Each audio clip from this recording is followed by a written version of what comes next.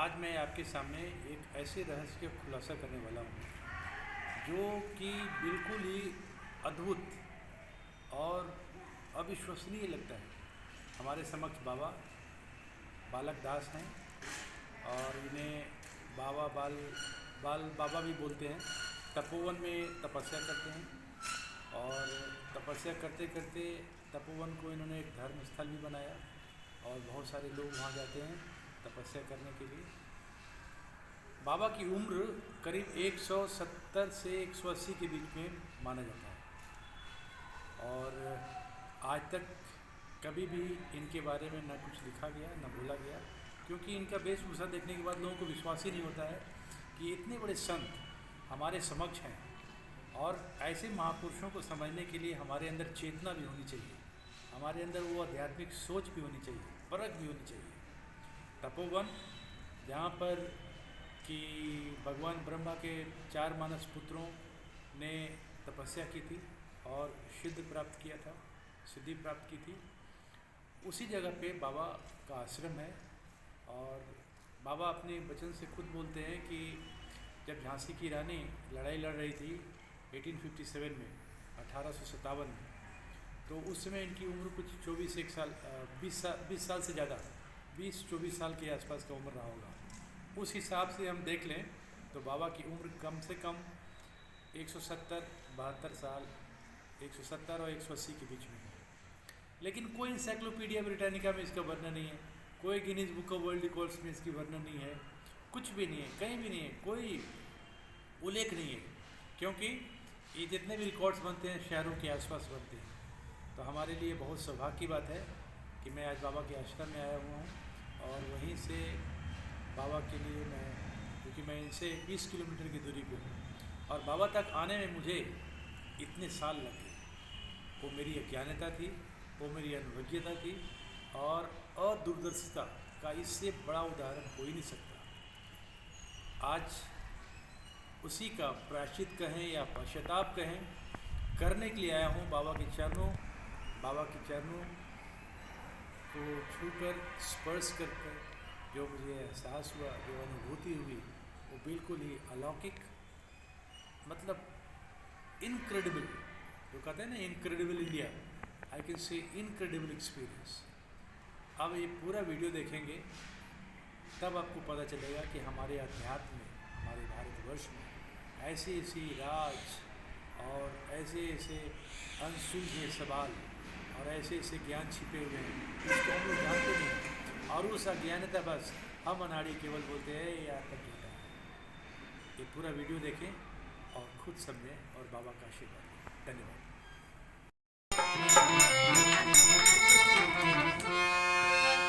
या वीणा वरदां शुक्लां श्वेत पद्मां संरक्षितां अक्षमालायां दिव्यां नत्वां वन्दे सरस्वती। गजाननं भूतगणादिसेवितं कपित्थजम्बूफलचारुभक्षणम् उमासुतं विनाशकारकं नमामि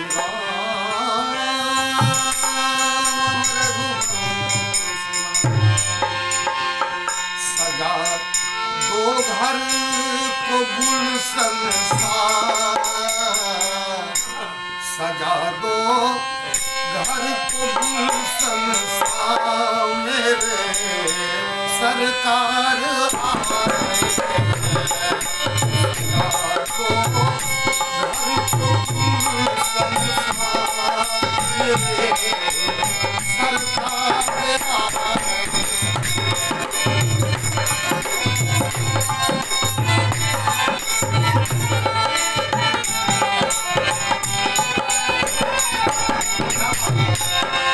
सजा दो घर को गुलशन मेरे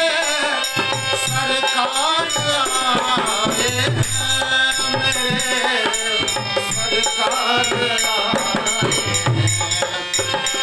सजा दो घर को गुलशन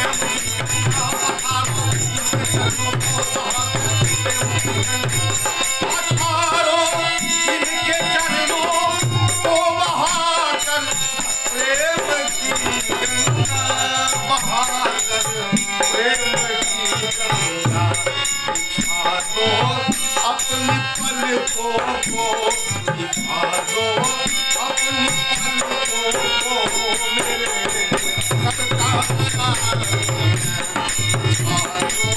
अपनी पलकों को मेरे सरकार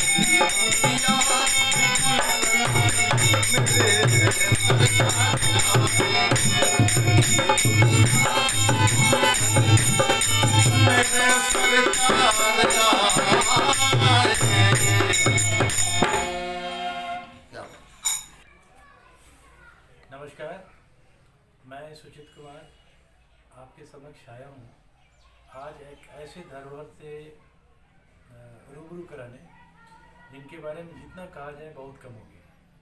हम लोगों ने सुना था, इंसाइक्लोपीडिया ब्रिटानिका में पढ़ते हैं और बताया जाता है कि somebody is there 116 years of age and she is the eldest lady or the eldest person on the earth। लेकिन आज जिन बाबा के बारे में हमारा सौभाग्य हुआ है बताने का, जैसे हमारे सनातन धर्म के बारे में जितना भी हम इसको खोदते हैं, जितना भी निकालने की कोशिश करते हैं, उतना ही कम पड़ जाता है। तो उसी तरह से हमारे सनातन धर्म के अंदर एक ऐसे धरोहर, एक ऐसे भगवान जिसके बारे में बहुत कम चर्चा हुई है, शायद बहुत कम लोग जानते हैं। और मैं वजीरगंज से यहाँ आया हूँ। तपोवन यहाँ से मुश्किल से 20 किलोमीटर की दूरी पे होगी, लेकिन इस दूरी को पाटने में इतने समय लग गए, किसी को कोई ज्ञान नहीं है कि हमारे समक्ष हमारे बाबा हैं। इनका नाम ऐसे लोग प्यार से, श्रद्धा से, स्नेह से और आशीर्वाद लेने के नज़र से बाल बाबा बोलते हैं। और इनकी उम्र के बारे में बाबा के बारे में कुछ नहीं कहा जा सकता। यहाँ के आस पड़ोस के लोग बोलते हैं कि इनका उम्र 160 साल हुआ, 170 साल हुआ, कितने साल हुआ कोई नहीं जानता है। लोग बोलते हैं कि आसपास के जो गांव में जो सबसे बुजुर्ग, जो 100 साल की उम्र पाके भी उनकी मौत हुई है 10 साल पहले, 15 साल पहले, इनके सामने वो बच्चे थे। ऐसा ही है ना? जी सर, वो बच्चे थे जी सर। 10-20 कोस में जी है। और इन बाबा के बारे में तो मुझे कभी कभी बहुत ही आश्चर्य होता है कि कहाँ गई हमारी ये जो डिपार्टमेंट है, कौन सा department? The department of historical research. और वो डिपार्टमेंट कहाँ रिसर्च कर रही है? यदि वो गांव में रिसर्च नहीं करती है, केवल इंसाइक्लोपीडियाज बुक्स में और लाइब्रेरीज के पन्नों में रिसर्च करती है, तो ये सोचने वाली बात है। अभी बाबा के बारे में ये तपोवन का जो कुंड है, उसका जो सीनिक ब्यूटी है, उसके बारे में मैं बताना चाहूँगा। लेकिन सबसे पहले जो हमारे बीच है, ये जीता जागता भगवान का प्रतिरूप बाल बाबा खोजते खोजते यहाँ आया। हमारे एक बहुत ही प्रिय मित्र के घर में कोई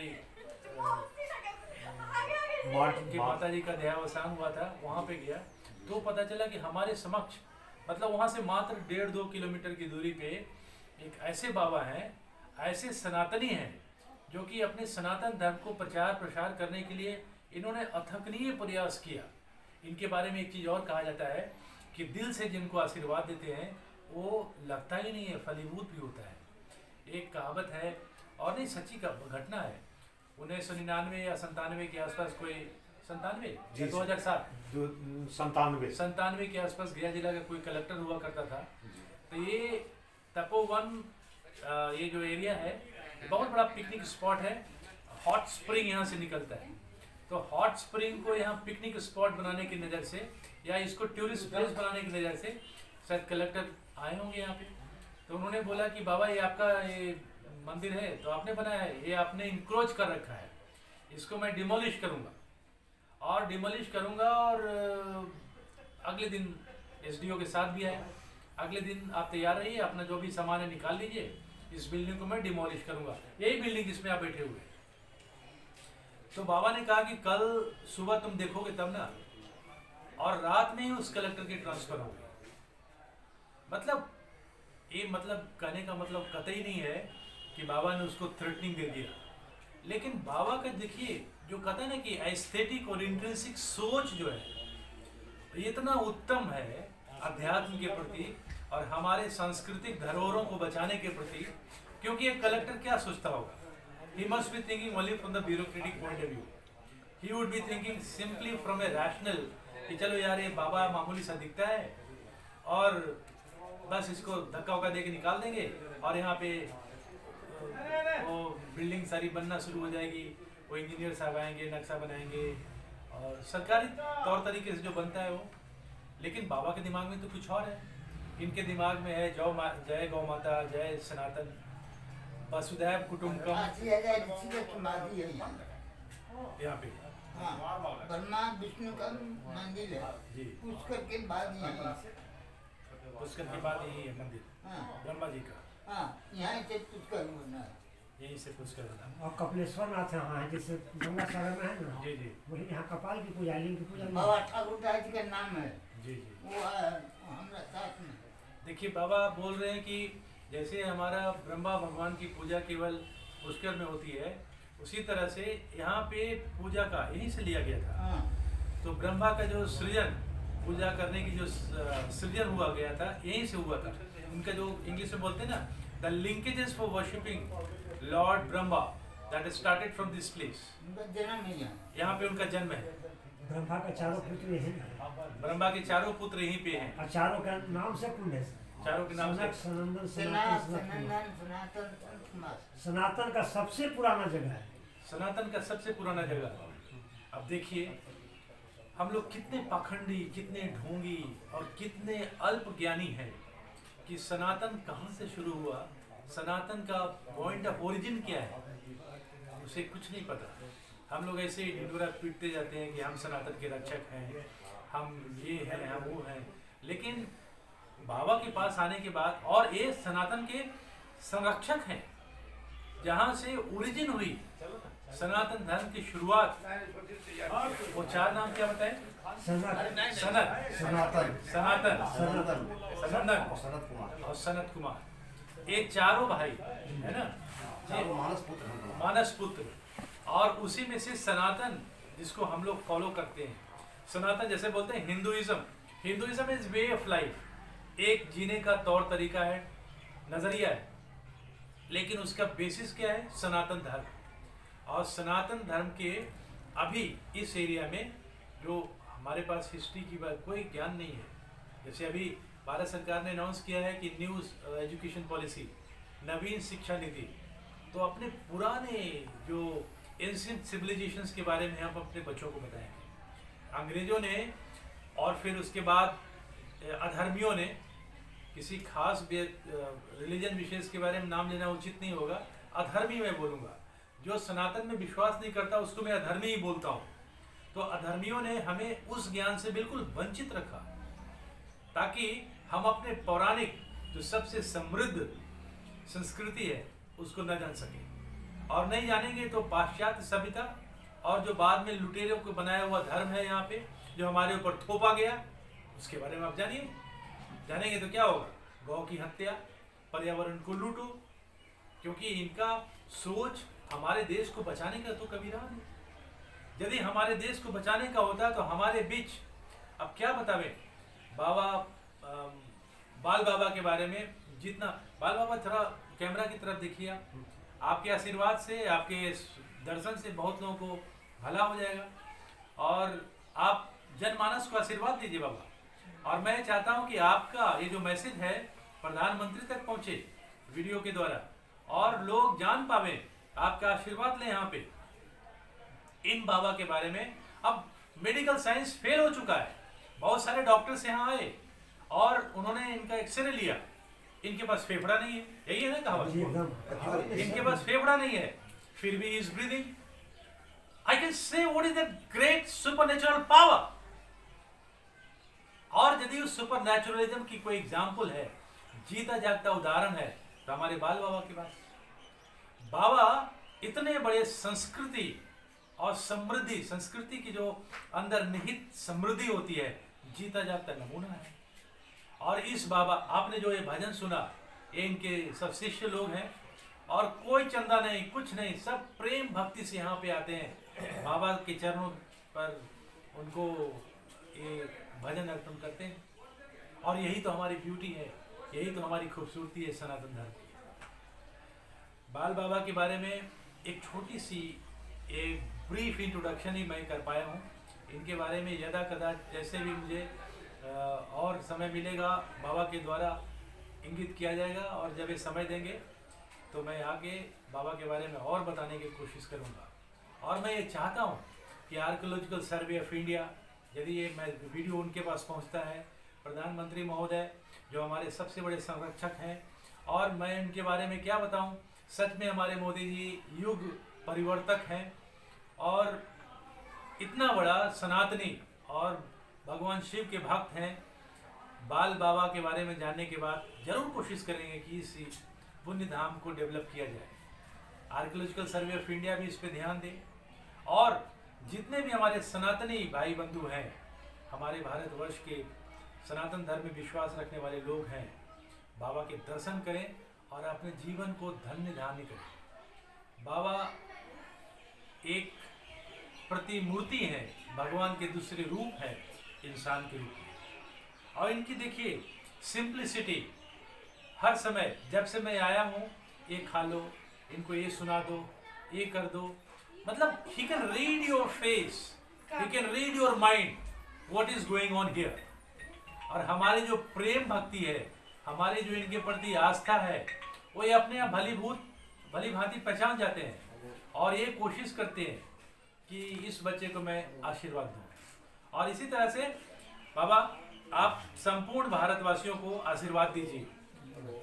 आशीर्वाद देते हैं बाबा और ये कामना करते हैं कि हम सनातनी लोग इनके आशीर्वाद से और अपने कॉपरेशन से, आपसी भाईचारा से अपने सनातन को बचाएं, गौ रक्षा करें, सनातन धर्म को बचाने के लिए जितना भी चेष्टा हो सके उसको करें, तभी हमारा ये समृद्ध भारत, सुसज्जित भारत रहेगा। अन्यथा हम अपनी बर्बादी के कगार पे ले जाने में अपने को कभी भी नहीं रोक पाएंगे। मैं चाहूँगा कि बहुत छोटे में बाबा के चरणों में एक भक्ति भजन फिर से दे दिया जाए। अब आप प्लीज इसको सुनिए और लोगों तक फैलाइए और हमारे बाल बाबा के पास आएं और इनका चरण स्पर्श करके इनसे आशीर्वाद लें। मेरा अनुरोध है दिलीप साहब से कि एक बहुत ही इनकी मधुर आवाज है, आपके लिए गाएंगे बाबा के चरणों के लिए।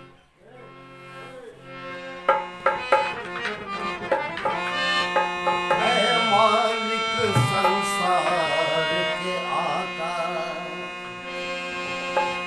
हर पल हर सू नाम तेरा, घर घर में है जलवा तेरा, और हर धर्म में है नाम तेरा। तू जो चाहो तो यज्ञ को भी आरा कर दो, तू जो चाहो तो यज्ञ को भी आरा कर दो, और तू जो चाहो तो अंधेरे में उजाला, तू जो चाहो तो अदना को भी आला कर दो, तू अगर चाहो तो अंधेरे में उजाला कर दो। कि बड़ा होशियार है हम सबको बनाने वाला, और किसी को हंसाने वाला, किसी को रुलाने वाला, कि बड़े अंदाज में वो सब काम किया करता है, कि पशु पक्षी भी उसका नाम लिया करता है। बड़े अंदाज से वो सब काम किया करता है कि पशु पक्षी भी उसका नाम लिया करता है, और कहता है कि कौन है मंत्री और कौन उसकी सभा करता है। वो परमात्मा कैसा है जिसका नाम कोई अज कहता है, कोई अजन्मा कहता है, कोई अखंड कहता है, कोई अनादि कहता है। वो कितने कितने रूप में है। कौन है मंत्री और कौन उसकी सभा करता है, कौन है मंत्री और कौन उसकी सभा करता है। वो अलख रूप में हम सबको रखा करता है। कौन है मंत्री, कौन उसकी सभा करता है, वो अलख रूप में हम सबको रखा करता है।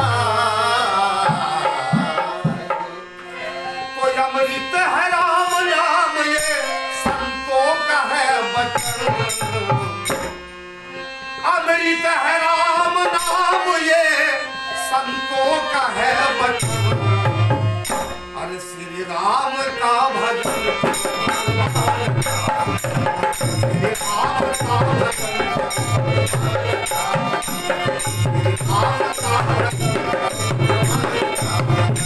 श्री राम का राम कहने का मजा जिसकी जुबां पर आ गया, राम कहने का मजा जिसकी जुबां पर आ गया, जीवन हो गया वो बड़ा उठा लिया, हो गया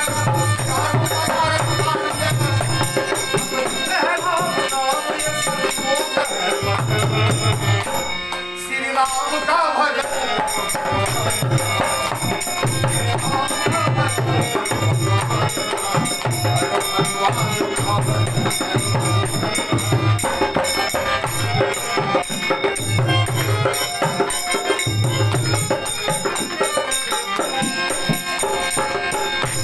भक्ति में सबकी के घर गए थे राम जी, भक्ति में सबकी के गए थे राम जी, भक्ति में सबकी के घर सबकी का झूठा फल वो खाए थे राम जी, सबकी का झूठा फल वो खाए थे राम जी, खाए थे राम जी, चख चख के फल वो खाए चख चख के फल को लाई, चख चख के फल को लाई थी करके बड़ी जतन, श्री राम का भजन भगवान का भजन, श्री राम का भजन भगवान का भजन, श्री राम का भजन भगवान का भजन।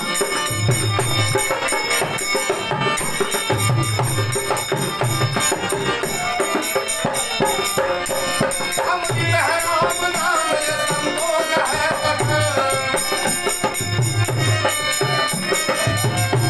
हम राम नाम ये संतोष है बचन, भगवान का भजन भगवान का भजन, भगवान का भजन भगवान का भजन, भगवान का भजन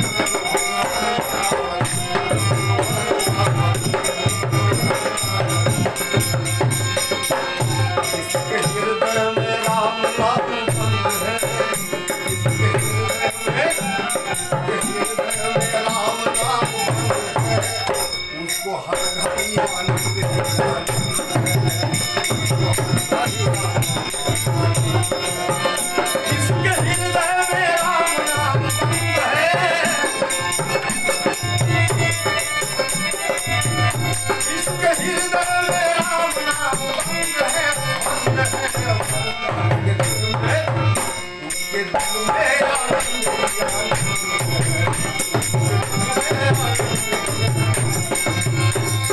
संगत की रंगत से दूर रहो,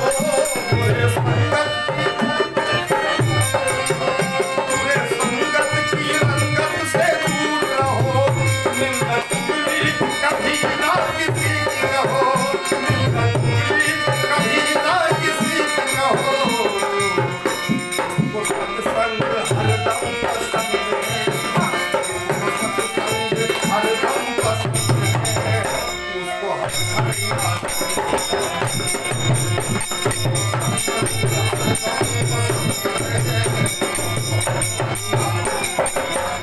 लेके राम नाम का लो सहारा, लेके राम नाम का लो सहारा, सारी दुनिया को करके किनारा, सारी दुनिया को करके किनारा, दुनिया को करके किनारा, उसके हृदय में राम का राम का उसको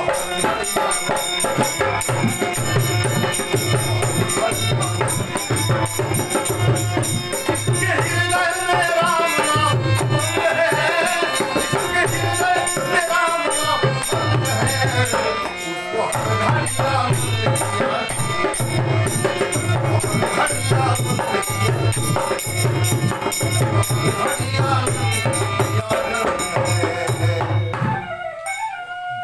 जय बाला बाबा की जय हो। तो बालक बाबा की महिमा हमने देखा और इतने बड़े प्रतापी हमारे बीच में हैं, इंसान के रूप में हैं। एक जीता जागता भगवान इंसान के रूप में है और हम भगवान की खोज मंदिरों में करते हैं, पत्थरों के बीच में करते हैं। ठीक है, वो भी एक तरीका होता है अपने आराध्य को पूजने का, लेकिन बाल बाबा के रूप में मैं अपने आप को पाके धन्य नहीं हुआ, लगता है मेरा जीवन सार्थक हो गया। कहता नहीं कि मुझे खुशी मिली इतनी कि दिल में न समाए, ये किसी और ने बोला था, लेकिन लगता है कि वो यहीं पे पल्लवित, पुष्पित और फलित होगा उनके दर्शन के बाद। मैं अपने भारतवासियों से अपील करना चाहता हूँ कि हमारा सनातन धर्म इतना पावन, इतना पवित्र और इतना पाषाण है कि हमारी सिविलाइजेशन सबसे पुरानी सिविलाइजेशन है, हमारा धर्म, हमारा सनातन सबसे पुराना सनातन है।